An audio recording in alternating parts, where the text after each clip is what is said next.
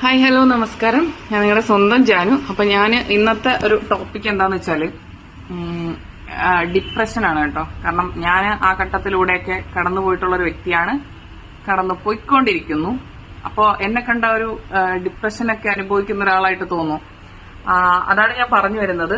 Depression എന്ന് പറഞ്ഞാൽ കുറെ ആൾക്കാർക്ക് കുറെ തെറ്റിദ്ധാരണകളുണ്ട്. എന്ന് വെച്ചാൽ കരഞ്ഞ് നിലവിളിച്ച് എപ്പോഴും മൂടിയായിട്ട് എവിടെയെങ്കിലും ഇങ്ങനെ ആലോചിച്ചുകൊണ്ടിരിക്കുന്ന, അത് മാത്രമല്ല, അത് ഡിപ്രഷൻ, അത് ഒരു സ്റ്റേജാണ്.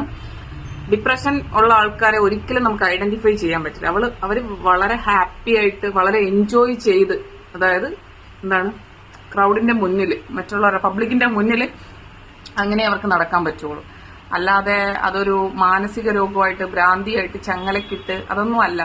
അപ്പോ എന്താണ്, എപ്പോഴും പറയുന്ന പോലെ ഇമോഷൻസ് വെച്ച് ആരുടെയും എല്ലാ മനുഷ്യ ജീവനും അതിൻ്റെതായിട്ടുള്ള വിലയുള്ളതാണ്. അപ്പൊ അതിനെ എപ്പോഴും നമ്മൾ റെസ്പെക്ട് ചെയ്യുക എന്നുള്ളതാണ് എനിക്ക് എല്ലാവരോടും പറയാനുള്ളത്. എല്ലാവരും അങ്ങനെ ആയിരിക്കുക, ആർക്കും ഉപദ്രവം ചെയ്യാതെ മരണം വരെ ജീവിച്ചു പോവുക എന്നുള്ളതാണ്. എല്ലാവർക്കും ശുഭദിനം.